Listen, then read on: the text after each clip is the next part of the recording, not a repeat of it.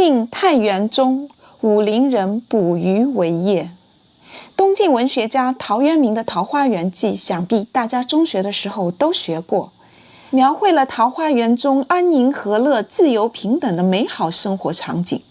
但现在呢，却有人脑洞大开，别样解读《桃花源记》，认为这是个恐怖的鬼故事，并且剖析了文章中令人细思极恐的细节。下面我们就来看一下他们是怎么说的。细节一：忽逢桃花林。说桃花盛开时是在清明节前后。古文当中，桃花林最常见的用法呢是辟邪正鬼。桃花成林意味着渔夫所处可能就是阴阳两隔交界处。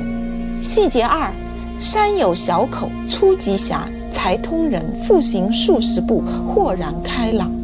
说魏晋时期的建筑符合文中描写的只有墓穴，平常百姓村口不会设计成入口小通道长，里面又突然变大。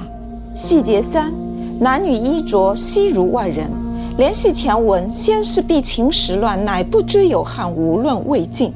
就是说桃花源里的人祖先躲避秦朝的战乱来此，一直都没有出去，但是他们的衣服着装和桃源外的世界却是一样的。那么秦末到东晋隔了好几百年，服装早已大不相同，所以合理的解释是他们身上所穿衣服是外面东晋的人祭奠祖先时烧给他们的。如此种种，说渔夫所到竟然是一个墓葬群。对于《桃花源记》这样的解读，你是怎么看的呢？而事实上，桃花源可能并不完全只是陶渊明的幻想，而是有其原型地的。Hello， 大家好，我是花花。陶渊明笔下的桃花源到底存不存在？今天我带大家一起来看一下。湖南常德桃源县，据考证，陶渊明笔下桃花源就在这儿，桃源县西南15公里的水西附近，背靠武陵群峰，境内古树参天，花草芬芳，宛若仙境，如今已被打造成5A 景区。那么这个桃花源原型之地，是否是你心之向往的世外桃源呢？下面找找《桃花源记》中的重要元素。之一，桃林。很遗憾没见到盛开的桃花和落英缤纷，原因是3月底花已经开败了，不过偶尔还能见到几棵晚开的桃树。元素之二，桃花源入口。好不容易找到的情人古洞。哇，好黑啊，又黑又窄，当年渔夫哪来的勇气一个人探这种未知之洞？走了一段以后啊，果然洞变得宽敞起来。出洞以后会看见什么呢？好期待哦！哇，出洞以后果然进入了另一个世界。往里面走，与文中描述一样，屋舍俨然，土地平旷，一派田园气息。四周的林木郁郁葱葱，田里的庄稼生机勃勃，这里连空气都是清甜的，果然是世外桃源的模样啊！当然啦，翠竹美池的元素也是少不了的。这么优美的环境，你愿意逃离世俗，在这样的茅草屋里休憩几天吗？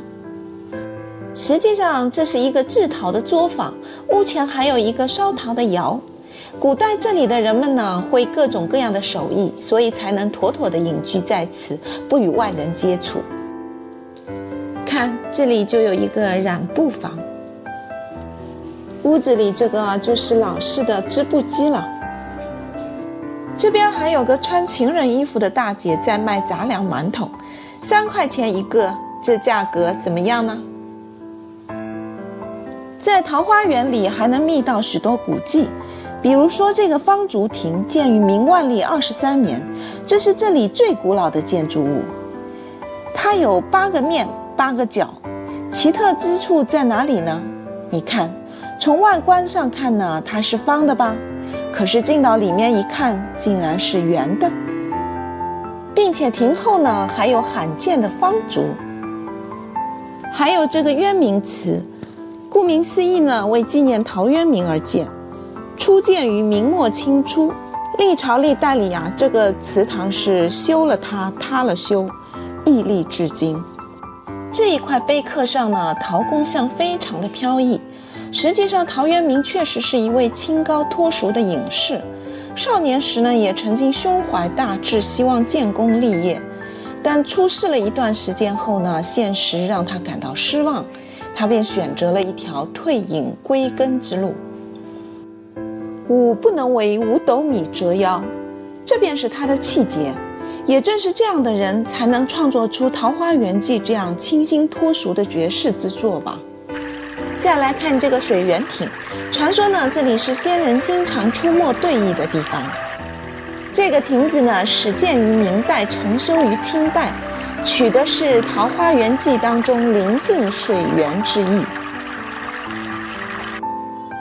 那么，不知道这里是不是你心目中的世外桃源呢？